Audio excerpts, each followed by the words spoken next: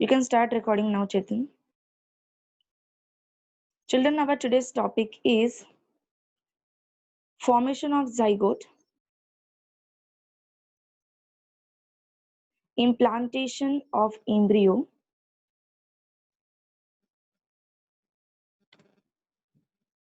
various stages of the embryonic development,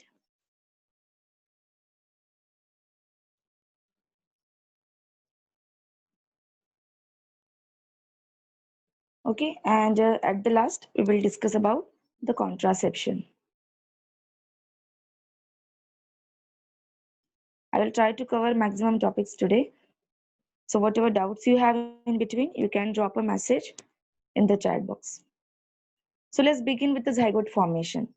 Basically, children, you know what is zygote. It is a double nucleoid cell formed from the fertilization between the male gamete and the female gamete, right? So yesterday also we discussed that the male produces sperms while female produces ovum. Okay, that is egg cell.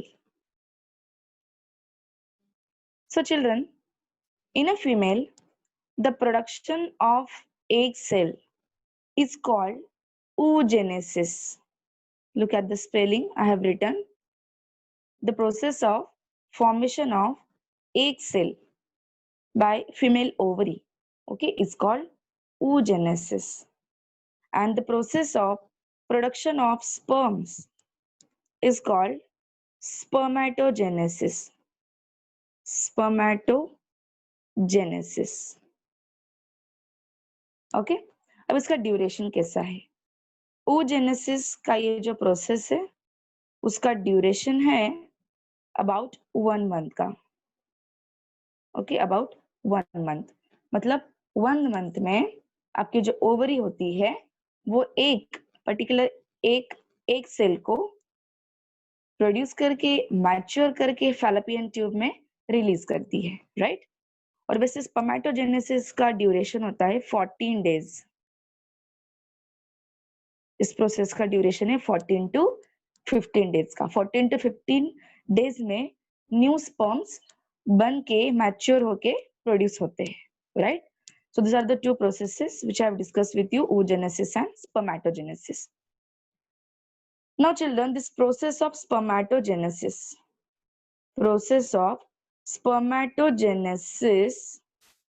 मतलब production of sperms required temperature 2 to 3 degree less than body temperature. हमारे body का temperature क्या होता है? It is approximately 37 degree Celsius. Okay, so इससे 2 to 3 degree कम, मतलब 33 to 35 degree तक का टेम्परेचर इस प्रोसेस को लगता है. कौन सी? Sperm production, spermatogenesis. And that is the reason the testes are located outside the abdominal cavity. कल हमने डिस्कस किया कि where the testes are located. Okay, so testes are located in the extra abdominal region, and this is the reason in order to provide temperature 2 to 3 degree less than the body temperature. And of course environmental temperature not affects, because we know on our body there is a covering of adipose tissue.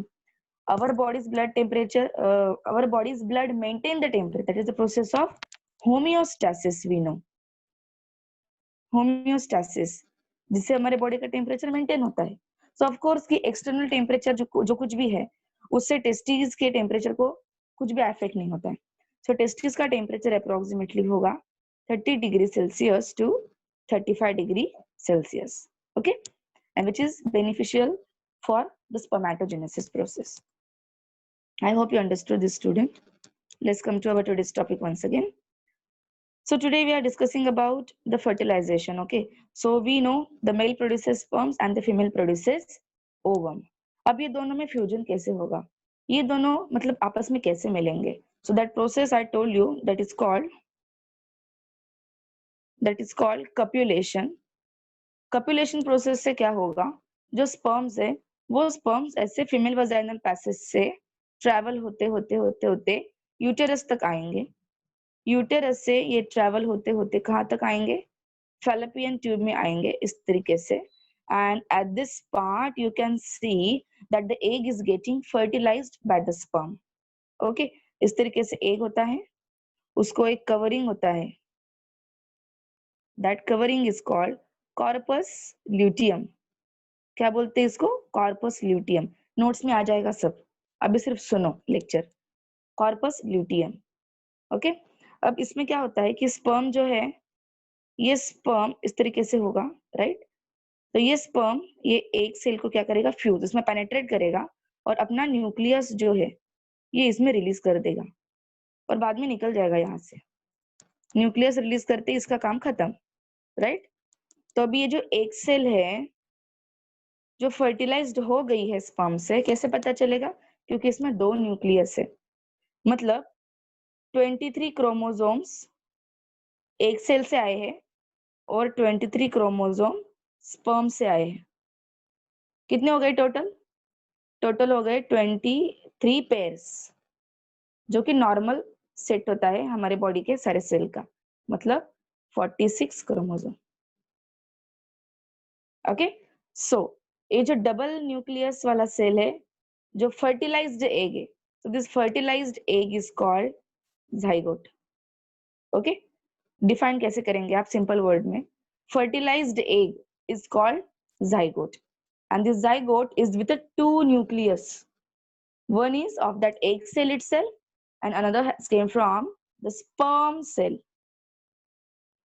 बराबर, सो कितने set हो गए, एक complete set हो गया वहां पर chromosome का, एक सेल से, एक कंप्लीट सेल स्पर्म सेल से, तो ये बन गए 23 pairs of chromosome.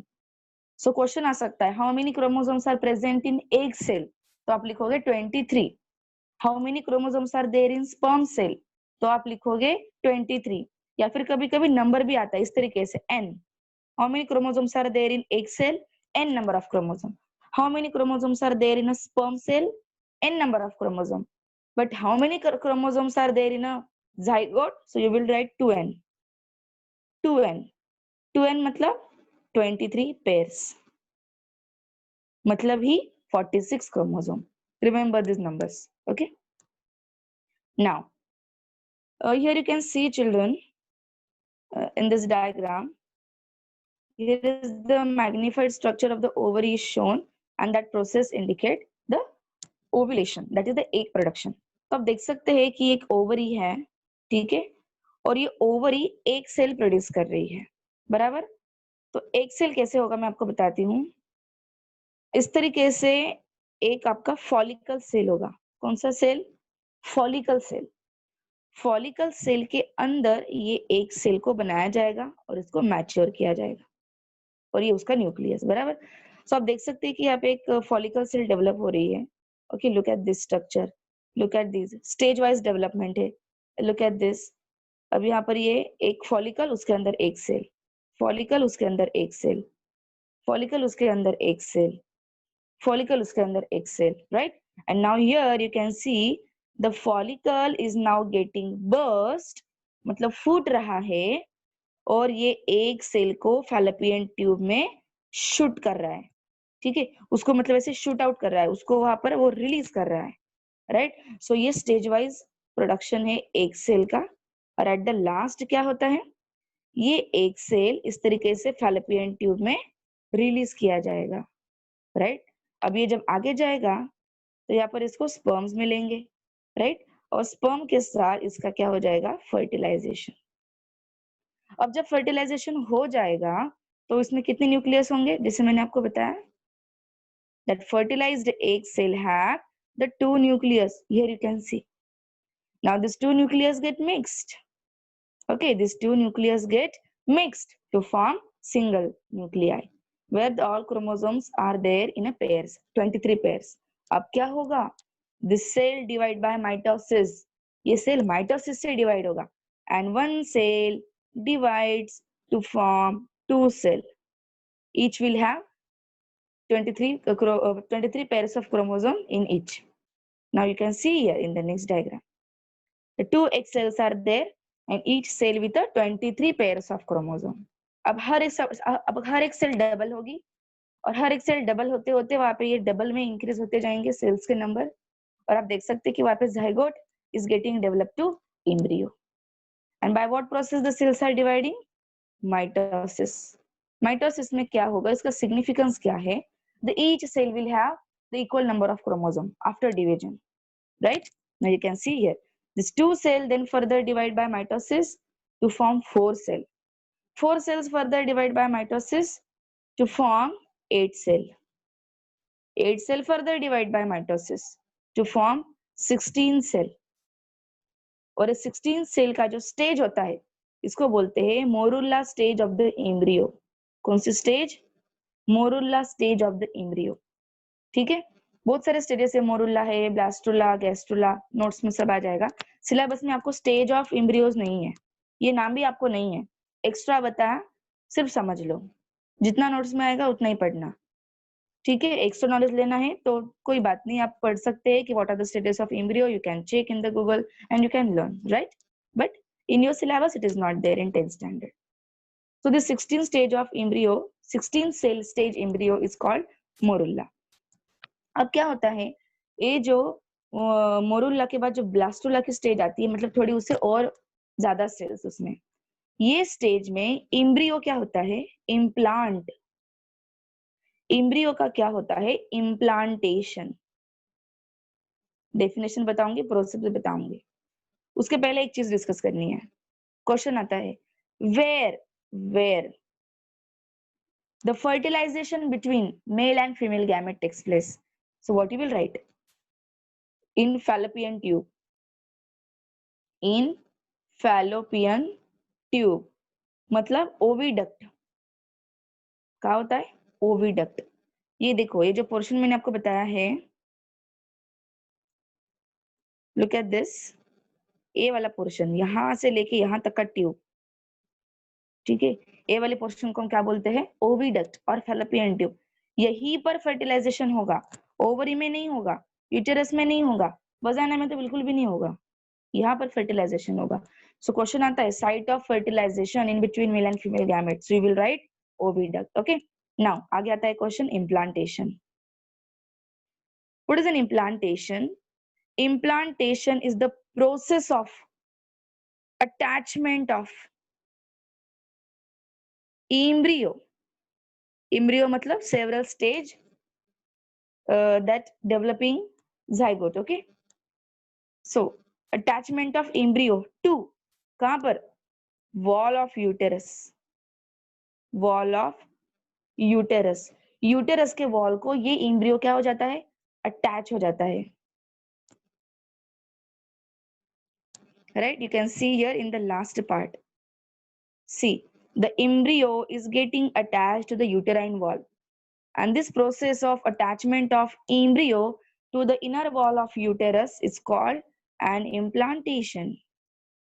I hope children you understood what is an implantation, attachment of embryo to uterine wall.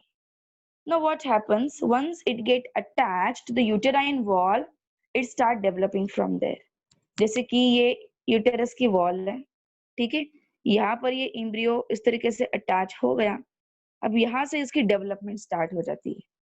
फिर यहाँ पे क्या होगा, एक ऐसे डिस्क लाइक स्ट्रक्चर डेवलप होगा. ठीक है, ध्यान दो अच्छे से, कैसे बता रही हूँ. Disc like structure. This disc like structure is called placenta. This disc like structure is called placenta. इसमें क्या होगा, इस डिस्क लाइक स्ट्रक्चर में क्या होगा, इसमें होंगे इस तरीके से फिंगर लाइक प्रोजेक्शंस. उनको हम विलाई ही बोलेंगे, फिंगर लाइक प्रोजेक्शंस, विलाई. ये क्या करेंगे, this villi absorbs oxygen and nutrients from mother's uterus. जो मदर का यूटेरस है वहां से इंपॉर्टेंट गैसेस लाइक ऑक्सीजन है, न्यूट्रिएंट्स है, ये सब ऐसे एब्जॉर्ब करने के काम करेंगे along with the blood. Blood के साथ ही ये सब चीजें ट्रांसफर की जाएगी. like this, you can see I'm drawing the process. I'm trying to show you the best children here that how the process will work. just listen carefully. Okay, in this way, along with the blood, the everything will get absorbed by this finger like projections called villi. Okay, और कहाँ से absorb करते हैं? From mother uterine wall. यहाँ से absorb करेंगे. And all these nutrients then absorbed by this placenta like this. फिर क्या होगा? फिर ये एक ऐसी कॉर्ड बनाता है, मतलब जैसे जैसे वो बेबी डेवलप होते जाता है वैसे वैसे ये सारा प्रोसेस होते जाता है और ये चीजें बनती जाती है. सो इस तरीके से कॉर्ड लाइक स्ट्रक्चर भी डेवलप होता है और फिर उसको इस तरीके से बेबी अटैच होगा, राइट? बेबी ऐसे अटैच होगा. तो ये जो कॉर्ड मैंने बनाई है, ट्यूब लाइक स्ट्रक्चर, जो प्लेसेंटा से अराइज हो रही है और बेबी के नेवल तक जा रहा है, this cord is called umbilical cord. Umbilical cord. Okay, पूरा टिश्यू से वगैरह बना होगा ये, उसके अंदर ऐसे बहुत सारे मतलब ऐसे ब्लड वेसल्स होंगे, बराबर? So you can see here now children, look at the corner part. So like this the nutrients are transferred from placenta to the developing fetus और फिर उसके बॉडी में ये न्यूट्रिएंट्स पूरे क्या किए जाएंगे? डिस्ट्रीब्यूट किए जाएंगे. मतलब सिंपल है कि जो बेबी डेवलप हो रहा है यूटेरस में फ्रॉम दिस एम्ब्रियो, ये बेबी उसके नोज से रेस्पिरेशन नहीं करेगा, नॉस्ट्रिल से रेस्पिरेशन नहीं करता है, डिफ्यूजन प्रोसेस से ही उसको ऑक्सीजन एंड न्यूट्रिएंट्स प्रोवाइड किए जा रहे हैं. वो अपने माउथ से खा भी नहीं सकता है, पॉसिबल नहीं है. मतलब उसके बॉडी में डाइजेशन की गरज ही नहीं है, पॉसिबल ही नहीं वहां पे डाइजेशन होना. तो सारे न्यूट्रिएंट जो उसको जा रहे हैं वो मदर के यूटेरस से सप्लाई किए जा रहे हैं through placenta and then through umbilical cord. And then these nutrients are directly get absorbed in the body of that fetus from the navel. वहां पे डाइजेशन की जरूरत नहीं, अनडाइजेस्टेड फूड थ्रोन आउट करने की जरूरत नहीं है. फिर क्वेश्चन आता है कि ये अपना वेस्ट रिलीज कैसे करेगा, क्योंकि सेल है और सेल तो वेस्ट बनाती है, कार्बन डाइऑक्साइड बनाएगी रेस्पिरेशन से, बराबर? यूरिया बनाएगी, यूरिक एसिड बनाएगी, नाइट्रोजनस वेस्ट बनाएगी. ये सारा वेस्ट कहाँ जमा होते जाएगा? कहीं नहीं जमा होगा. ये फीटस की बॉडी से वापस ऐसे अम्बिलिकल कॉर्ड के थ्रू ही रिवर्स डायरेक्शन में दूसरे वेन से ये मदर के बॉडी में रिलीज किया जाएगा और मदर का ब्लड इस वेस्ट को कैरी करेगा. फिर नाइट्रोजनस वेस्ट मदर की किडनी से रिमूव होगा और बाकी के जो वेस्ट है सारे वो सारे डिजोल्व फॉर्म में ही है. So of course all kind of waste get remove out from the mother's body. बच्चा कुछ भी अपनी बॉडी से डायरेक्टली रिलीज नहीं करता है, जो कुछ भी लेगा, जो कुछ भी रिलीज करेगा, it is through this umbilical cord.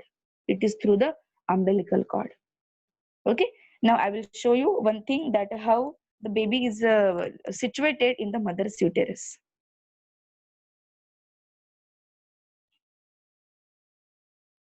Yeah, is the screen visible, student? Yeah, I hope it is visible. So you can see here now. See, this is the fully grown baby inside the mother's uterus. Okay, and here you can see the disc-like part I'm showing here. Look at this, the disc-like part. Okay, this is called placenta. Okay, which are the finger-like projections and blood vessels and everything, and that supplies nutrient to the developing fetus.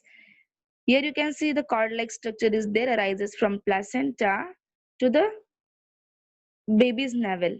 Okay, here you can see it is attached, right? This cord is called umbilical cord, which supplied the nutrient to fetus.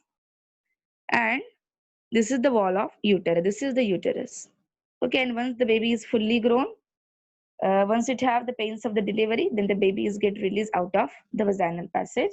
This is called the process of delivery. Okay, now here I would like to discuss with you some process, and that is called ovulation.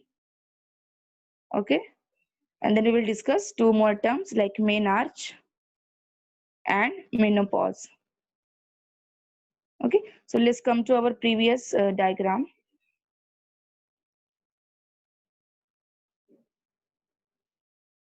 Okay, I hope the screen is visible, children. Now this is the female reproductive system we discuss in detail. Now what are the topics we have discussed, like implantation of the embryo and its development. But when this happens, if the egg is fertilized by the sperm. But what happens if the egg is not fertilized? Okay, here you can see the egg is there. Okay, and if the ovary produces this egg into the fallopian tube, right? And it get fertilized if the sperms are there. But if the egg is not fertilized, then what happens? So that we will see, and this process is called menstruation. Okay, the process is called menstruation. But before this, I would like to tell you the definition of ovulation. Ovulation. Ovulation is the process of release of ovum, that is egg cell, into the fallopian tube. यहाँ पर देखो ये ovary है, ये ovary के पास many eggs but they are immature. तो एक महीने में एक ओवरी एक ही एग को मैच्योर करता है, नेचर का रूल है. ओके, एक ओवरी क्या करती है, एक ही एग को मैच्योर करती है in the duration of 28 days. अब ये 28 डेज का ड्यूरेशन जब खत्म हो जाता है तो ये क्या होता है, ये जो एग है ये मैच्योर हो जाता है और ये इस ओवरी में शूट किया जाता है, शूट आउट किया जाता है, राइट. तब अगर यहाँ पर स्पर्म्स है तो ही फर्टिलाइजेशन होगा, तब अगर वजाइना से स्पर्म आते हैं तो ही फर्टिलाइजेशन होगा. अगर स्पर्म्स नहीं आए तो क्या होगा? तो ये जो एग सेल होता है बच्चों, इसका लाइफ स्पैन है 12 to 24 आवर्स. कितने घंटे का ड्यूरेशन है? 24 आवर्स. समझ सकते हैं हम, ये 1 से 2 दिन का इसका ड्यूरेशन है बस. उसके बाद इसका लाइफ स्पैन खत्म हो जाता है, उसके बाद ये दिखता भी नहीं कहा गया. So it apoptosis there itself in the female reproductive system, वहीं पे गायब हो जाता है, उसको बोलते हैं apoptosis, right? तो अगर ये नहीं आता है तो क्या होता है? So इसके पहले मैं कुछ चीजें आपको बताना चाहूंगी कि once the girls becomes the adolescence, means at the stage of puberty, what happens? At the stage of puberty, certain changes develops in the female body, like feminine voice. ठीक है, जैसे कि फीमेल का वॉइस हम identify कर सकते हैं कि हाँ ये फेमिनाइन वॉइस है, वो डेवलप होता है. Development of the breast. Okay, memory glands जो होते हैं, ये मैमरी ग्लैंड की एनलार्जमेंट होती है, डेवलपमेंट होती है. दूसरी चीज, enlargement and the development of the uterus. ये जो यूटेरस है इसको इसको एनलार्ज किया जाता है, इसको डेवलप किया जाता है, राइट. सो ओवरी जो है ये उसकी प्रोसेस स्टार्ट करते हैं, दैट इज कॉल्ड oogenesis का प्रोसेस स्टार्ट कर देते हैं. ये बहुत सारी चीजें. तो सिंपल है कि जब बेबी गर्ल बॉर्न होती है, छोटी सी, ठीक है, बेबी गर्ल जब बॉर्न होती है तब से उसके ओवरीज में थाउजेंड्स ऑफ एग होंगे, थाउजेंड्स ऑफ एग यहाँ पर होंगे ऑलरेडी इमैच्योर स्टेज में, इमैच्योर होंगे. बट जब ये गर्ल प्यूबर्टी की स्टेज में आती है, मीन्स 11 to 14 एज की होने को आती है, उस टाइम पे क्या होता है कि एक एक ओवरी एक एक ओवम को मैच्योर करके फैलोपियन ट्यूब में रिलीज करती है. नेचर का रूल है. और क्या होगा, ये होने के पहले यूटेरस में भी बहुत सारे चेंजेस आते हैं, लाइक कि यूटेरस यहाँ पे ब्लड कैपिलरीज डेवलप करता है, जो कि मैं रेड कलर से ड्रॉ कर रही हूँ, ऑलरेडी वहां पे ड्रॉन है बट उसको हाईलाइट कर रही हूँ, just check. So uterus develops lots of blood capillaries, lots of blood capillaries develop करता है यूटेरस, जिससे यूटेरस एनलार्ज भी दिखता है थोड़ा सा, ठीक है. तो ये क्यों क्यों होंगे ये ब्लड वेसल्स वहां पे डेवलप, क्या जरूरत है? तो ये एक कुशनिंग है, कुशनिंग. जैसे आपको सोफा पे बैठना होता है तो सोफा को कुशनिंग करते हैं कि नहीं, ताकि रिलैक्स फील हो, ठीक है, वहां पे सपोर्ट हो. तो जब ये बेचारा एग यहाँ पे इम्प्लांट होगा तो उसको नरिश करना है कि नहीं, उसको मतलब नरिश करना है, उसको कुशनिंग चाहिए, उसको न्यूट्रिएंट चाहिए, बराबर. So after the age of 11 to 14, in each month this process happens, that the uterus develops itself. The lot of capillaries are developed inside the inner wall of uterus for the for nourishing the zygote. अगर zygote बना तो उसको nourish करने के लिए ये बनता रहता है. But if the egg is not fertilized तो zygote भी नहीं होगा, बराबर है. एग अगर फर्टिलाइज नहीं हुआ तो zygote भी वहां पर नहीं बनेगा. फिर क्या होगा? Then if the egg is not fertilized, then at the end of the menstrual cycle जो होता है ना वो 28 days का होता है. क्या होता है इसमें ये भी बताऊंगी मैं सब कुछ आपको, बट अभी सुन लो सिर्फ. 28 days के बाद क्या होता है, अगर स्पर्म्स नहीं आए तो क्या होता है, ये लॉट ऑफ ब्लड कैपिलरीज जो यहाँ पे बने थे ये सारे रफ्चर हो जाते हैं, इट गेट रफ्चर. ओके, और इसके अंदर का जो सारा ब्लड है, blood, that mucus and that lot of blood capillaries, ये सब कुछ अभी यहाँ पर वेस्ट है, इसका कुछ काम नहीं है। ये क्यों वेस्ट है? क्योंकि ये बना किस लिए था? अगर जाइगोट बन जाता है after fusion between male and female gamete, तो ये जाइगोट जो बन जाता है उसको नरिश करने के लिए ये सारी चीजें डेवलप हुई थी। बट अगर जाइगोट ही नहीं है तो ये चीजें यहाँ रखने में कोई फायदा नहीं है, क्योंकि नेक्स्ट मंथ में क्या होगा, ये और बड़ा हो जाएगा और डेवलप, नेक्स्ट मंथ में और डेवलप। तो बेचारी वो जो गर्ल है वो 11 इयर्स की है, 14 इयर्स के बनते बनते ये पूरा यूटेरस उसका पैक हो जाएगा। ऐसे थोड़ी चलेगा, ये एम्प्टी होना चाहिए, राइट? तो ये सारे ब्लड कैपिलरीज यहाँ से रफ्चर हो जाते हैं, फूट जाता है ये सब, blood capillaries get break out, right? And everything along with the blood, mucus and blood vessels, ruptured blood vessels, that everything flows out of the vagina. ये सब कुछ, ये पूरा जो ब्लीडिंग है ये वजाइना से बाहर निकल जाता है, राइट? ये वजाइना से ऐसे पूरा बाहर निकल जाता है। And this bleeding will run for 2 to 8 days। ठीक है, ये ब्लीडिंग कितने दिन के लिए चलता है? मिनिमम 2 to मैक्सिमम 8 डेज के लिए ये ब्लीडिंग यहाँ से चलता रहता है, right? And this blood can be absorb by the sanitary pads. आप टीवी पे एड वगैरह देखते ही होंगे, तो सैनिटरी पैड्स जो आते हैं ये इसके थ्रू ये ब्लड को क्या कर सकते हैं, इसको अब्सॉर्ब कर सकते हैं, राइट? नाउ ये तो मैंने बताया कि what happen if the egg is not fertilized. और हर साल ये जो प्रोसेस मैंने आपको बताई है, इस पर एक ना एक क्वेश्चन आपको जरूर आता है। What happens if the egg is not fertilized? तो अगर सिंगल वर्ड में इसको आंसर करना है तो क्या होता है? मेंस्ट्रुएशन होता है। If the egg is not fertilized then what happen? Menstruation happens. Menstruation मतलब ये प्रोसेस जो मैंने अभी आपको बताया, this all blood capillaries get rupture and this all waste get remove out of the vaginal passage. This is called menstruation. Simple word में इसको बोलते हैं, मतलब मेंस्ट्रुअल साइकिल इसको बोला जाता है, राइट? मेंस्ट्रुअल साइकिल इसको बोला जाता है, but the process is called menstruation. Menstrual cycle is a different concept, तो वो हम एक शॉर्ट में डिस्कस कर लेते हैं कि what is menstrual cycle. I hope children the screen is visible to you, right? So this is the process of menstrual cycle, that what is happening in the menstrual cycle. Listen carefully everyone. Menstrual cycle is the duration of 28 days.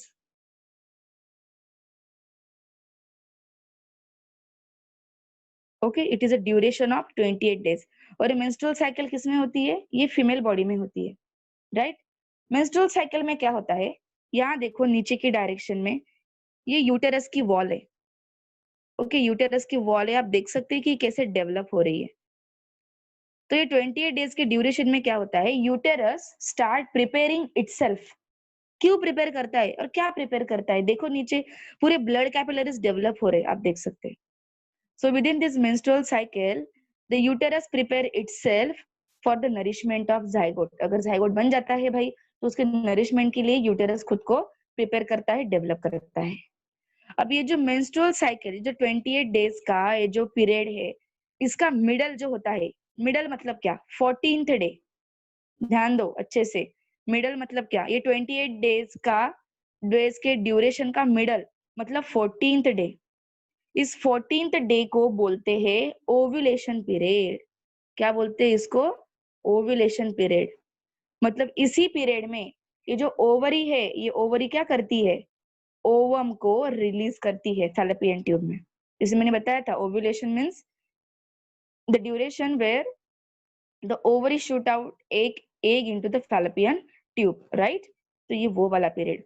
तो बिल्कुल menstrual cycle का जो middle है, middle मतलब 14th day, ये 14th day में ovary क्या करती है? ओवम को रिलीज करती है फैलोपियन ट्यूब में। मतलब सिंपल है कि यहाँ पे जब ब्लीडिंग होगा, that will run for 2 to 8 days। After that bleeding, जब ब्लीडिंग स्टॉप हो जाता है, उसके बाद 14th वाला डे नेक्स्ट साइकिल स्टार्ट होगी, और उसका 14th वाला डे, तब बराबर क्या होगा? नेक्स्ट ओवम, ओवरी क्या करती है? रिलीज करती है इनटू द फैलोपियन ट्यूब। वहां पर अगर मतलब फर्टिलाइजेशन हुआ तो प्रेगनेंसी होगी, अगर फर्टिलाइजेशन नहीं हुआ तो मैंने बताया क्या होता है कि all this blood capillaries get rupture. कुछ काम नहीं फिर इनका। This all everything rupture and it flows out. 28 days के बाद क्या होगा? This blood flows out through vagina. फिर ब्लीडिंग पूरा निकल गया, फिर वापस क्या होगा? Again the uterus will start preparing itself for the next 28 days. फिर वापस अगर फर्टिलाइजेशन नहीं हुआ, वापस ब्लीडिंग होगा। सो इसे 28 डेज के ड्यूरेशन में, मतलब नियर अबाउट 1 मंथ के ड्यूरेशन में ये ब्लीडिंग प्रोसेस चलता ही रहता है। कब तक चलता रहेगा ये? जब तक वो वुमन प्रेग्नेंट नहीं होती है, तब तक ये चलता रहता है। एक बार अगर वो वुमन प्रेग्नेंट हो गई, उसके बाद 9 महीने तक ये ब्लीडिंग का प्रोसेस स्टॉप हो जाता है, क्योंकि तब ब्लड लगेगा ना, तब वो सारे ब्लड कैपिलरीज बच्चे को नरिश करने के लिए लगेंगे। उसके बाद ये ब्लीडिंग का प्रोसेस स्टॉप हो जाता है, राइट? बहुत सारे हार्मोनल चेंजेस होते हैं। अब ये जो मैंने आपको बताया, the duration of 28 days and which is called menstrual cycle, ये कब स्टार्ट होता है? ये फीमेल में स्टार्ट होता है about the age of 11 to 14, जिसको हम प्यूबर्टी का पीरियड बोलते हैं। और ये प्रोसेस स्टार्ट होने के प्रोसेस को, means the starting of menstrual cycle in a female at a age of 11 to 14 is called menarche. इसको क्या बोला जाता है? मेनार्च। बराबर?